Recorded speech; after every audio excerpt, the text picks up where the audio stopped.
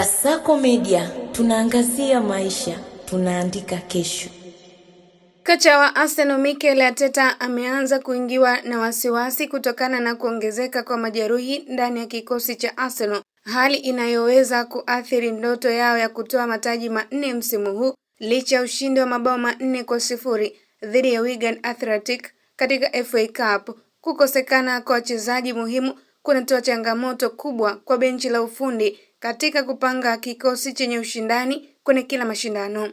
Katika mchezo huo uliopigwa kwenye dimba la Emirates Stadium, Arsenal walilazimika kucheza bila baadhi ya nyota wao, huku wengine wakitoka uwanjani kutokana na majeraha, hali inayoonyesha ukubwa wa tatizo linaloikumba timu hiyo kwa sasa.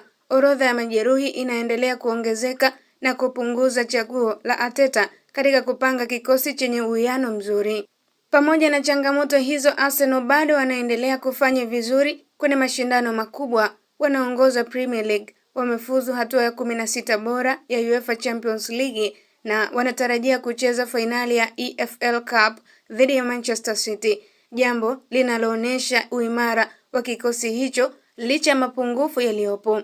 Ratiba ijayo itakuwa mtihani mkubwa kwao, wakianza na mchezo dhidi ya Wolverhampton Wanderers kabla ya kuvaana na Tottenham Hotspur katika dabi ya kaskazini mwa London, mechi ambazo zinahitaji nguvu na umakini mkubwa.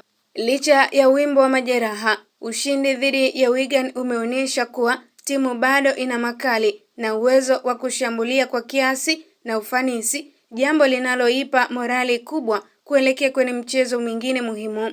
Kwa upande wa kiwango cha wachezaji, kuna dalili wazi kwa kuimarika kwa ubunifu, kujiamini na uthubutu katika eneo la mwisho la uwanja, hali inayorejesha matumaini ndani ya kikosi na kuongeza ushindani wa nafasi. Arteta anaamini kuwa kadri morali ya wachezaji inavyozidi kupanda na chaguo la mbinu kupanuka, ndivyo Arsenal watakavyoendelea kuwa tishio kubwa katika mbio za kusaka mafanikio kwenye mashindano yote wanayoshiriki msimu huu. Kwa update zaidi za kimichezo na burudani, endelea kutufuatilia Kasako Media Instagram, Facebook na Twitter. Kasako Media, tunaangazia maisha, tunaandika kesho.